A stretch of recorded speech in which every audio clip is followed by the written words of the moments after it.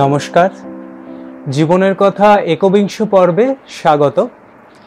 শ্রদ্ধেয় মহারাজের কাছে আজকে জিজ্ঞাসা রেখেছেন কিংশুক বন্দ্যোপাধ্যায়।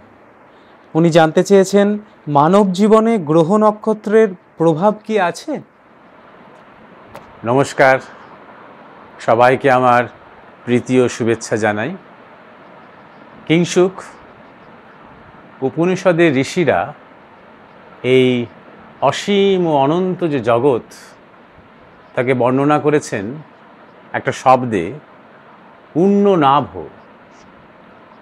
উন্ননাভ মানে কি? মানে মাকড়সার জাল, অর্থাৎ একটা উৎস থেকে যেন সেই জালের মতন এই জগৎ রচনা হচ্ছে, হয়ে চলেছে, বিস্তার হচ্ছে। এই জালের কোনো পয়েন্ট আরেকটা পয়েন্টের থেকে বিচ্ছিন্ন নয়। তাই তুমি যে কোনো জায়গায় যদি তুমি একটা পিন ফুটিয়ে জালটাকে ছিঁড়তে পারো, সঙ্গে সঙ্গে পুরো জালটাই কোল্যাপস করে যাবে। এমন নয় যে শুধু ওই জায়গাটাই আঘাত পেল আর বাদবাকিটা অটুট থাকলো। তুমি একটা ছোট্ট একটা বেলুন নিয়েছো, সেটা এখনো হাওয়া ভরনি, এবার তাতে তুমি একদম গায়ে গায়ে দুটো বিন্দু আঁকলে, প্রায় গায়ে গায়ে লেগে আছে। এবার তুমি বেলুনটা ফোলাতে আরম্ভ করলে, বিন্দু দুটো আপাত দৃষ্টিতে যেন মনে হচ্ছে একে অপরের থেকে সরে যাচ্ছে যত বেলুনটা ফুলছে। কিন্তু তুমি জানো, আমরা সবাই জানি যে ওই দুটো বিন্দু কিন্তু আসলে একই সাথে, ওই একটাই বেলুনেরই অন্তর্গত। আপাত দৃষ্টিতে মনে হচ্ছে যেন তারা দুজনে ভিন্ন। এবার এই ফোলানো বেলুনটা যেই তুমি একটা পিন দিয়ে ফাটিয়ে দিলে, সঙ্গে সঙ্গে পুরো পয়েন্টগুলো আর সব কিছু কোল্যাপস করে গেল। তাই জন্য তোমার যে জিজ্ঞাসা যে গ্রহ নক্ষত্রের সাথে আমাদের প্রভাব আছে কি না আমাদের জীবনের, এই মহাকাশে তুমি একটা ধূলিকণাও কি দেখাতে পারবে যার সাথে আমাদের যোগ নেই? যেহেতু আমরা সবাই সব কিছু সেই এক থেকেই উৎসারিত, সৃষ্ট নয়, উৎসারিত, প্রকাশিত।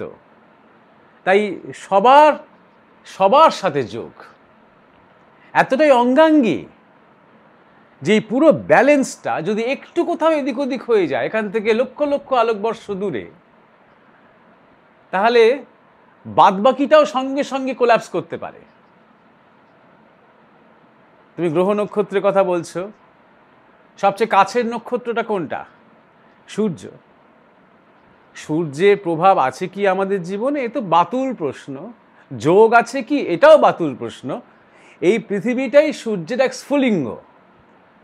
সূর্য আছে বলেই এই পৃথিবীটা আছে, পৃথিবীটা আছে বলেই আমরা আছি। সমস্ত জীব জগৎ প্রাণীকুল সবাই আছে, খাচ্ছে, দাচ্ছে, উঠছে, বসছে, কাজ করছে, ঘুমোচ্ছে, সব কিছু সূর্য আছে বলে। তাই জন্যই সূর্য ছিলেন প্রধান দেবতা আর্যদের। আর্যরা সূর্য উপাসক। আজও সবাই সূর্য প্রণাম করে, সূর্য নমস্কার করে, সমস্ত কিছু কিছু কিছু আসন আছে করে এই সূর্যের কাছ থেকে আরও শক্তি পাওয়ার জন্য। যোগীরা জানেন যে শরীরের মধ্যেও সূর্য গ্রন্থি রয়েছে, সূর্য নাড়ি রয়েছে, সূর্য বিজ্ঞান রয়েছে, তাকে জাগানো যায়। সুতরাং যোগ বললে তো খুব কম বলা হয়, আসলে তো আমরা এক। ঠিক তেমনই চাঁদের প্রভাব রয়েছে সমস্ত জীবজগতের উপরে। আমরা চোখের সামনে যেগুলো দেখতে পাই,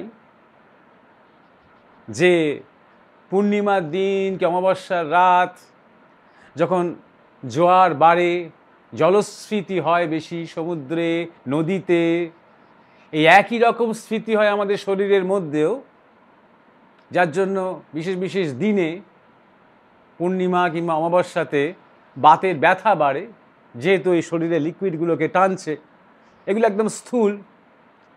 তেমনই মনের ওপর প্রভাব থাকতে পারে, বিচারের ওপর প্রভাব থাকতে পারে, আমাদের সৃজনশীলতার ওপর প্রভাব থাকতে পারে বা আছে চন্দ্রের। তাই এই প্রভাব বা যোগ স্বাভাবিক। আর তেমনই এই সমস্ত বিশ্ব ব্রহ্মাণ্ডে বা বিশেষ করে এই সৌরমণ্ডলে যতগুলো গ্রহ আছে, যতগুলো মহাজাগতিক বস্তু রয়েছে, তাদের মধ্যে তাদের যে চলন, তাদের যে গতি, তাতে শক্তি রয়েছে। তো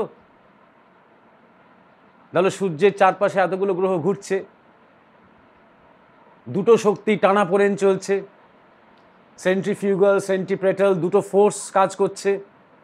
একটা শক্তি যেটা পৃথিবীকে বা গ্রহগুলোকে সূর্যের দিকে টেনে নিয়ে যাচ্ছে, আরেকটা শক্তি যা এই গ্রহগুলোকে সূর্য থেকে দূরের দিকে নিয়ে যাচ্ছে।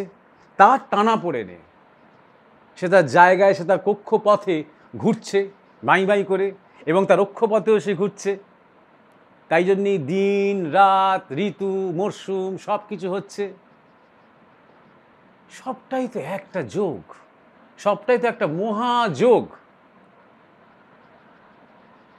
এইবার তুমি যে অর্থে প্রশ্নটা করেছো সেইখানে আসছি, যে যোগ একটা শব্দ আর প্রভাব আরেকটা শব্দ। অবশ্যই সব কিছুর সাথে সবার যোগ আছে 100%। প্রভাবটা নির্ভর করছে তোমার আমার উপরে। হ্যাঁ, আমাদের জন্ম, মৃত্যু, শরীর ইত্যাদি ইত্যাদির ওপর প্রভাব অবশ্যই আছে বা থাকতে পারে। সেটা যারা জ্যোতিষ চর্চা করেন তারা এটা নিয়ে আরো ভালো বলতে পারবেন। কিন্তু আমি তুমি কতটা প্রভাবিত হব সেটা কিন্তু আপেক্ষিক, সেটা তোমার আমার উপর নির্ভর করছে এই প্রভাবিত হওয়াটা। কারণ আমি অনেককেই দেখেছি, একবার তারা যখন জ্যোতিষীর কাছে যেতে আরম্ভ করলেন, যেন একটা নেশা ধরে গেল। এবার একের পর এক জ্যোতিষীর কাছে তারা ছুটছেন। কেউ ভালো কোষ্ঠী বিচার করেন, কি কেউ ভালো হস্তরেখা বিশারদ, কেউ ভালো চোখ দেখে কিছু বলতে পারেন, কপাল দেখে কিছু বলতে পারেন। নেশার মতন দিনের পর দিন, বছরের পর বছর একই কথা, একই প্রশ্ন নিয়ে তারা ছুটছে। এটা যেন ম্যাজিকের একটা নেশা। কি হবে আজ থেকে 1 বছর পরে বা 2 বছর পরে, কি হবে, সব প্রত্যাশা মতন হবে কি না, তাহলে কি করা যায়, কি সমাধান, কি নিরাময়, ক্রমাগত তারা ছুটছে। এই যে একটা নেশা, এই এক দুর্বলতা। এই দুর্বলতাটা আমার মতে খুব একটা ভালো নয়। অনেকটা সময় এবং শ্রম এবং অর্থ নষ্ট তো বটেই, এছাড়াও তার বর্তমানের উপর সে মনোযোগী হতে পারছে না। তো নিজের যে দায়িত্বটা, যে কর্মটা, সেটার উপরে তো সে বেশি যুক্ত হতে পারছে না। সারাক্ষণ সে আগামীতে কি হবে সেটা নিয়ে মাথা খারাপ করছে এবং 5 জনের কাছে ছুটছে।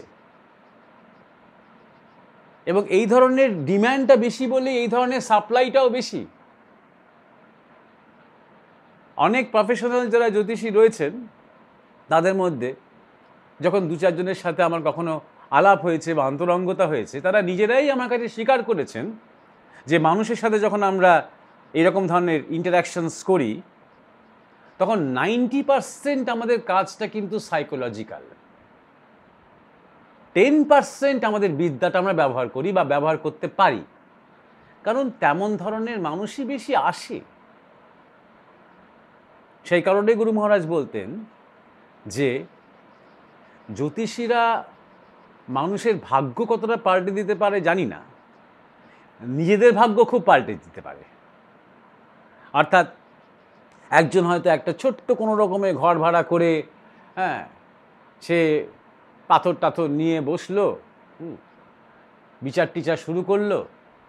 কিছুদিন বাদে দেখা গেল তার ক্লায়েন্টরা যেমন ছিল তেমনই আছে, সে এবার বেশ একটা বড় সোনার অলংকারের দোকানে একটা চেম্বার পেয়ে গেছে। তারও কিছুদিন বাদে দেখা গেল ক্লায়েন্ট যেমন ছিল তেমনই আছে, সেই জ্যোতিষী একটা বিশাল 5 স্টার হোটেলে একটা বিরাট চেম্বার, তার ডিপার্টমেন্ট তাকে ছেড়ে দেওয়া হয়েছে এটা করার জন্য।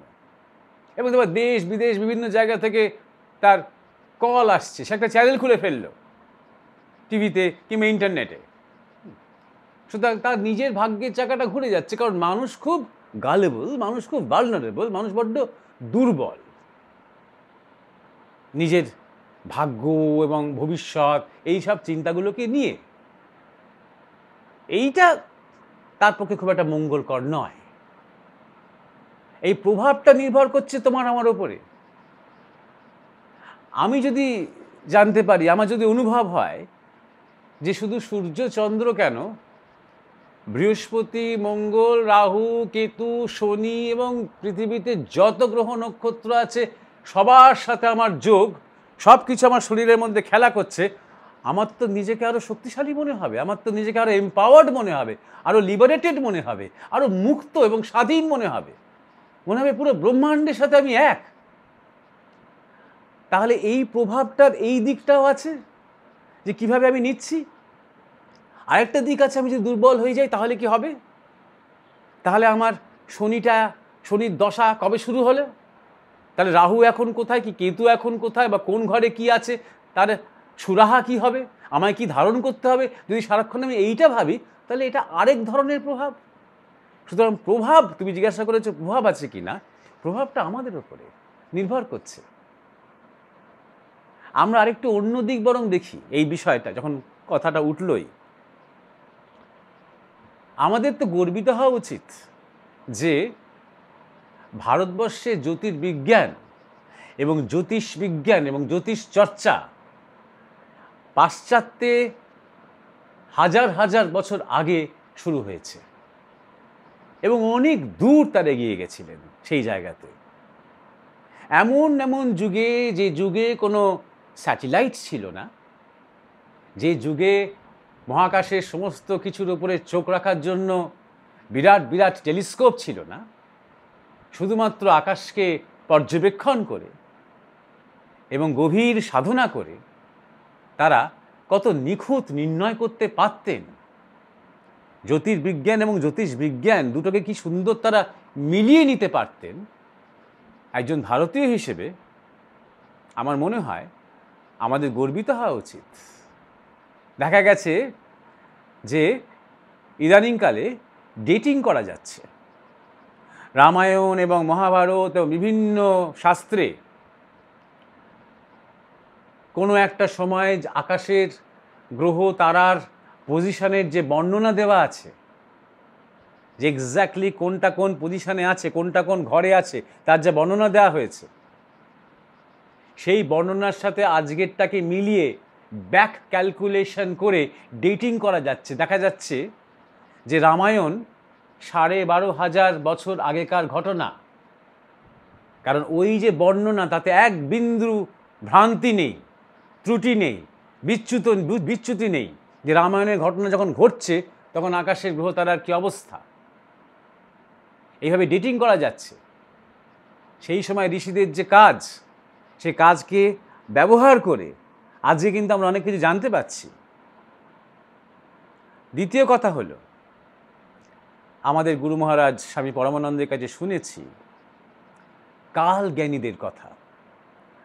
কালজ্ঞানীদের তুমি সচরাচর চট করে তোমার চারপাশে দেখতে পাবে না, তারা গুপ্ত অবস্থায় আছেন। যারা আছেন তারা হয়তো যোগ সাধনায় আছেন, অর্থাৎ যারা কালকে জানেন, কালকে বুঝতে পারেন। তারা বলে থাকেন যে আজকের যে জ্যোতিষ বিজ্ঞান যার উপর দাঁড়িয়ে আছে, ধরো এই জন্মকুণ্ডলী তৈরি করা বা ঠিকুজি কুষ্টি তৈরি করা, এটা দাঁড়িয়ে আছে কিসের উপরে, যে যখন শিশু জন্মায় তখন সে যে ভূমিষ্ঠ হলো সেই সময়টাকে ধরা হয়, সেই মুহূর্তটাকে ধরা হয়।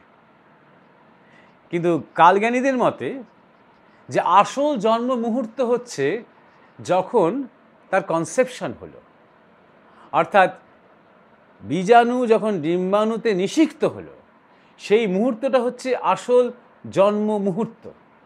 সেইটা যদি জানতে পারা যায় তাহলে প্রত্যেকটা সেকেন্ড বলে দেওয়া যায় জাতকের, তার অতীত এবং তার আগাম। সেই ক্ষেত্রে পিতা, মাতা, জাতক তিনজনকেই বিচার করে, এটা খুব জটিল ক্যালকুলেশন, সেই ব্যাক ক্যালকুলেশন করে সেই মুহূর্তটাতে ফিরে যাওয়া যায়। কারণ মা বাবারা নিজেরাই তো বুঝতে পারেন না যে কোন মিলনের মধ্যে দিয়ে কনসেপশনটা হয়েছে। কিন্তু আধুনিক যুগে যেহেতু বেশিরভাগ সন্তান তোমার জন্মাচ্ছে সিজারিয়ানে, অর্থাৎ ভূমিষ্ঠ কেউ হচ্ছে না, বার করা হচ্ছে, এবং সেটা ডাক্তারদের নির্দেশে, হয়তো 15 দিন আগে কি 20 দিন আগে। সুতরাং কালচক্র অনুযায়ী তার যখন জন্মানোর কথা ছিল অ্যাকচুয়ালি, তার অনেক আগে পরে হয়ে যাচ্ছে ব্যাপারটা। এর মধ্যে মানুষের বুদ্ধি বা মানুষের ভয়, যন্ত্রণা নেব না, কষ্ট নেব না, ইত্যাদি ইত্যাদি এগুলো ঢুকে যাচ্ছে। কেন আগে আগেই তাকে তুলে নেওয়া হচ্ছে, সুতরাং ব্যাপারটা ঘেঁটে যাচ্ছে, হিসেবটা পুরো ঘেঁটে যাচ্ছে। ব্যাক ক্যালকুলেশন করাটা আরও বেশি অসম্ভব হয়ে যাচ্ছে, কনসেপশনের মুহূর্তটা ধরা, এবং ভূমিষ্ঠ টাইমটাও ভুলভাল হয়ে যাচ্ছে। সুতরাং সে যে কর্মের চক্রের জন্য নির্দিষ্ট ছিল সেইটার মধ্যে অনেক সামঞ্জস্যতার অভাব হচ্ছে। এইবার প্রশ্ন আসছে যে, এই প্রশ্ন অনেকেই করেন, যে গ্রহ তারা নক্ষত্র ইত্যাদি ইত্যাদি এর যদি এতই প্রভাব, সবই যদি পূর্ব নির্ধারিত পূর্ব নির্দিষ্ট, তাহলে ফ্রি উইল বা স্বাধীন ইচ্ছা বলে কি কিছু নেই? এই প্রসঙ্গে একটা ঘটনা বলি। আমার খুব পরিচিত একটি মেয়ে, সে উচ্চ মাধ্যমিক পাশ করে যখন সে জাস্ট ফার্স্ট ইয়ারে ঢুকেছে তখন তার বিয়ে হয়ে গেল, এবং পাকে চক্রে একজন বয়স্ক একজন জ্যোতিষীর সাথে তার দেখা হয়েছিল। তো তিনি খুব ভালো মানুষ, খুব বুদ্ধিমান বিদগ্ধ একজন মানুষ। তিনি সেই মেয়েটিকে বলেছিলেন, দেখো মা, তোমার যথেষ্ট বিদ্যা বুদ্ধি আছে, কিন্তু তোমার পড়াশুনো আর খুব বেশি হবে না। কথাটা শুনে সেই মেয়েটির মনের মধ্যে একটা জেদ চেপে গেল, তখন বিবাহ করেছে বলে তার একটু অসুবিধে হলো, 2-4 বছর দেরি হলো, কিন্তু নিজের জেদে সে আবার পড়াশোনা শুরু করে আবার ভর্তি টর্তি হয়ে গ্র্যাজুয়েশন কমপ্লিট করলো। আবার কিছুদিন গ্যাপ গেল, আবার সে অন্য জায়গায় গিয়ে তার মাস্টার্স ডিগ্রি কমপ্লিট করলো। তারপরে তার নিজের শিক্ষাগত যোগ্যতাটা আরও বাড়ালো, এবং সেই ভদ্রলোক, সেই জ্যোতিষী ভদ্রলোক তখনও তিনি জীবিত, তাই সমস্ত ওই তার সার্টিফিকেট নিয়ে মেয়েটি ভদ্রলোকের কাছে গিয়ে ফেলে দিয়ে বলল যে, দেখুন, আপনি আমায় বলেছিলেন যে তোমার কিন্তু আর পড়াশুনো হবে না। তো সেই ভদ্রলোক কথাটা শুনে খুব যে অপমানিত হয়েছিলেন বা আঘাত পেয়েছিলেন বা আহত হয়েছিলেন তা কিন্তু নয়। তিনি খুব সরলভাবে বলেছিলেন যে, দেখো মা, জ্যোতিষের যে চিহ্ন বা বিজ্ঞান অনুযায়ী আমার বিদ্যা তোমাকে ভুল বলেনি, আমি ঠিকই বলেছিলাম, কিন্তু তুমি প্রমাণ করে দিলে তোমার মনের জোর দিয়ে, মনের শক্তি দিয়ে, যে এটাই শেষ কথা নয়, এবং তার জন্য আমি গর্বিত, কারণ আমার ওই কথাটাই তোমাকে এতটা খোঁচা দিয়ে দিয়েছিল, তোমার মধ্যে এই জেদটাকে, এই শক্তিটাকে জাগিয়ে দিয়েছিল। সুতরাং অবশ্যই জ্যোতিষ বিজ্ঞানের একটা ভিত আছে, কিন্তু তাকে অতিক্রম করাও যায়, আর সেখানে ফ্রি উইলের ভূমিকা আছে, নিজের ইচ্ছা, নিজের শক্তি, তার একটা ভূমিকা আছে। এই কথাটা তিনি বলেছিলেন, আমার মনে আছে। এই প্রসঙ্গে আরেকটা ইন্টারেস্টিং কথা আমি বলি। এটা ভারতবর্ষে একটা নিজস্ব দর্শন, যে বিদ্যা বা বিজ্ঞান যেগুলোর মধ্যে কিছু গুপ্ত বা গুহ্য বিষয় থাকে, সেইগুলো নিয়ে ঠিক পুরোপুরি পেশা করা যায় না। অর্থাৎ জ্যোতিষীরা যখন সম্পূর্ণ অর্থের কথা ভেবে বা নিজের ব্যক্তিগত সাফল্যের কথা ভেবে যখন এই সমস্ত বিচার করছেন তারা বা গণনা করছেন, তখন তার যে মান, সেই মান কিন্তু একটা স্তরের পর আর উঠবে না। তারা সবাই ভালো বলবেন, তারা সবাই চর্চা করেছেন, ভালো বলবেন, কিন্তু একটা যে একটু উচ্চতর ডাইমেনশন থাকে, কখনো কখনো যেন মনে হয় একজন প্রকৃত জ্যোতিষী যখন কথা বলছেন যেন ম্যাজিক করছেন তিনি, তার জন্য একটা অন্তর্দৃষ্টি তৈরি হয়ে গেছে, সেই শক্তিটা থাকে না। এটা শুধুমাত্র জ্যোতিষের ক্ষেত্রে বলছি না, আমি অনেক ক্ষেত্রে আমি এটা দেখেছি, চর্চা করেছি, এটা আমি জানি। সঙ্গীত হতে পারে, চিকিৎসা হতে পারে, আর অনেক কিছু আছে। জ্যোতিষের ক্ষেত্রে আমি কথাটা দেখেছি। কারণ কি হয়, এটা খুব খুব একটা অবৈজ্ঞানিক কোনো ব্যাপার নয়। আমার মনের শক্তিটা কিন্তু আসলে বেশি কাজ করছে লোভের দিকে, অর্থের দিকে, সাফল্যের দিকে। ওই পার্টিকুলার জ্ঞানটার থেকে কিন্তু শক্তিটা কমে যাচ্ছে। আর যখন সেই লোভ, সেই সাফল্য, এই দিকে আমার মনটা নেই, ওই ওই ব্যাপারটা এক্সিস্ট করে না, আমার পুরো মন প্রাণটা সম্পূর্ণ বিদ্যায় এবং সামনে এসে বসে আছে তার দিকে, তখন ন্যাচারালি প্রকাশটা, কোয়ালিটিটা, তার গুণমানটা অনেক বেশি, অনেক উন্নত। শুধু তাই নয়, আমার জীবনে সৌভাগ্য হয়েছে যে এমন 2-3 জন মানুষকে পেয়েছি আমি বা দেখেছি, যাদের সাথে আমার খুব ভালো সম্পর্ক তৈরি হয়েছিল।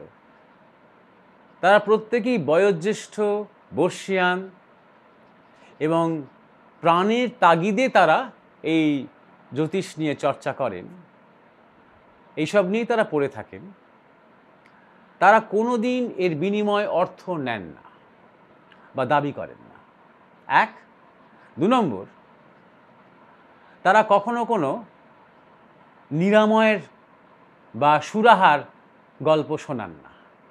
অর্থাৎ এইটা ধারণ করতে হবে, ওইটা পড়তে হবে, এইটা ছুঁতে হবে, সেইটা করতে হবে, এরকম ধরনের কোনো নিদান তারা দেন না।